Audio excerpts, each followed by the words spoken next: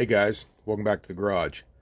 Back for another bench talk here, and this should be a fairly quick in and out. Not a whole lot to talk about as far as on the bench goes. Not a lot going on other than the Cadillac project, which we got that guy in paint. I'm going to touch on that again. I did a whole video on that, start to finish process of the painting. But I'm going to give you another quick peek at that before we take off. And like I said, there's really not a whole lot other to the car I've got done. I've been having a lot of stuff outside the modeling world that's been occupying my time. So anyway, we're going to get right to this, guys, without me rattling endlessly like I so commonly tend to do. Anyway, well, you guys know part of the bench talk is always bring a vintage kit out of the stash. And look, this has just entered the stash, guys. We got another one, another 64 Cadillac. Now this is just like the one I'm working on, only there is a couple differences on this one actually. This was the USA Oldies series. I'm going to take just a little bit closer look at this one because of what I'm already working on, and just to go over it just a little bit more than what I would normally do, since I don't have much else going on the bench. But anyway, my friend Chip Decker hooked me up with this one. I'd actually was looking for parts, and he did provide me with the tie rod for the one I'm working on, because it has the posable steering, but this one does not. The one I'm working on was actually the 64 customizing kit, and apparently, and I don't know 100% all of the details on that, but apparently it was just those early ones that had the posable steering. Now, I guess maybe some of the 68s later did. Maybe they borrowed that chassis. I don't know 100%, so I probably shouldn't speculate a lot on that. But I do know that this Cadillac that I'm working on was the customizing. And then, of course, this has a static front axle. So just take a look at this real quick, guys. Look, almost the same color. I think this was probably the lime. Might have been the lime, and I got the sea crust on mine over here. But still, and this actually, guys, is where I decided I wanted green, because I saw this box years ago, box art on there, and I really like that color, so that's what we went with. So anyway, just walk around the box here real fast. Detailed Cadillac engine, shows your battery, washer jar, radiator, you got a radio aerial, the console. That's a hard part to find if you don't have one. I found that out, but I do have one now. There's detailed firewall and a mirror. Again, the top box art on the side. This was kit number C3764. This is the USA Oldies series, so this would have been probably a mid to later 70s release. There's just a couple of the other cars there. 62 Dart hardtop. So there's a 64 DeVille convertible, and almost that same green, and a 62 300 hardtop Chrysler, and a 63 Old Star Fire hardtop. That'd be really cool to have one of those. I think those are sharp cars. So real quick, we're going to just pop this lid off here real fast, take a look at it, and then we'll move on. So what color do you suppose this is? Now, I have had the box open, so it's not a fair guess for me because I know, but just give you a second just to think what color you think that might be. So got it in your head? Here we go. Check it out. It's a blue one. All right. They did some different things and molded so many of these in so many different colors. I've seen green, blue, and now I don't know if the later ones were ever molded in white or not, but I've heard they've had some really off color, like chocolate brown stuff. So really, really different. But a decent amount of flash on this, guys. But you know, it's really it's never anything to clean that up.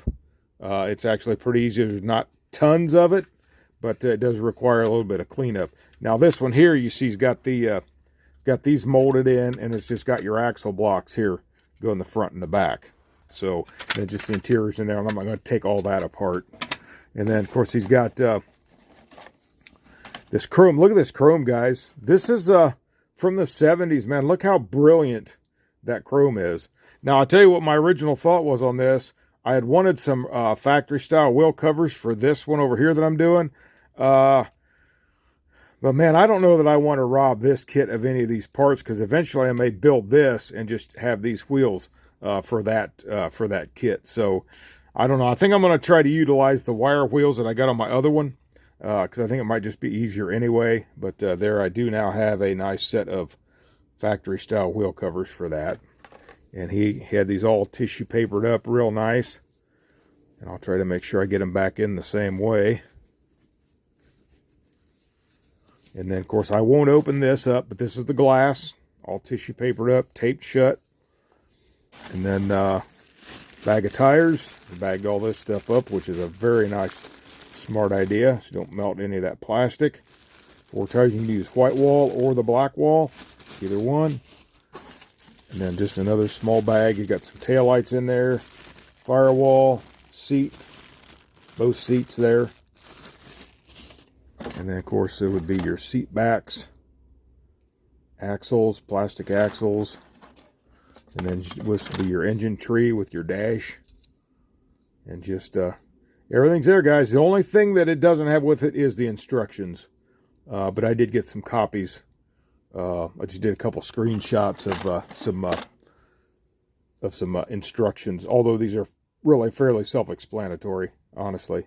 But there's that really, really hard to find part. But I did find it for mine, so I don't have to borrow this one from this kit. I really do want to keep this kit complete. So that's it on that, guys. Pretty much everything there.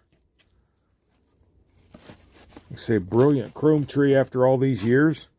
And there it is again, that big old Cadillac body. So we've got a good, nice 64 Cadillac in the stash, unbuilt.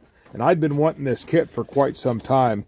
Chip said he had one available, so I just took him up on it. So that's the vintage kit for the week. 64, JoHan 64 Cadillac Coupe de Ville hardtop. All right, set that guy out of the way. And we're just going to bring this guy back in. I know you've seen this, guys, if you watched the painting video. But I just kind of got it mocked up here with those wire wheels. Doesn't look too bad. I'm going to get, I think I've got another set of spinners that I can put on there. So I'm going to do that. Now, I actually have had this in the dehydrator about a day after I painted it. I put it in there about 13 hours. And it's nice. It's not leaving fingerprints or anything. So I'm going to try to polish this up even more. Just get a little bit better shine on it. Sorry, guys, had to step away there a second again. I apologize. Anyway, so yeah, see if I can get just a little better shine. I don't think I'm going to have to do any wet sanding, although it does have some specks in it. Very, very light. But sometimes just polishing that with as many coats that I put on there sometimes takes care of that. But the shine is actually pretty nice as it is already. But we're just going to see if we can enhance that just a little bit. So that's where we're at on the Cadillac, guys. She's coming along, kind of how I envisioned it. I said I got to do some work on this front wheel here, and then the chassis there, of course, and you can see the difference on this, the difference they had on that between the other one as these pose. And I get that, hopefully I get that tie rod to fit right, and we should be able to turn those simultaneously. So I guess, guys, that's really all I had for this one. I guess there is one thing that I have added, and this would be considered as a bench update. Oh, first, I did some work on this. I got the oil pan. It's not done yet, but I got the seam filled. But when after I did that and I started to prime it, I realized, well, you big dummy, you didn't fill any of these seams. So I got to work on this transmission pan, bell housing and stuff back here, and I'll get that going and get that smoothed out, and then we can get the paint on the engine, have it ready to go. And then I did go to Hobby Lobby picking up a new case for the Badman. So we put a Badman in its nice own little case now, so he's protected from the dust and all that stuff. And I bought a also at Hobby Lobby, went back to their craft paper section and bought some black. I don't have one out here with me right now, but bought some black paper that kind of had some like light swirls in it that kind of represents blacktop.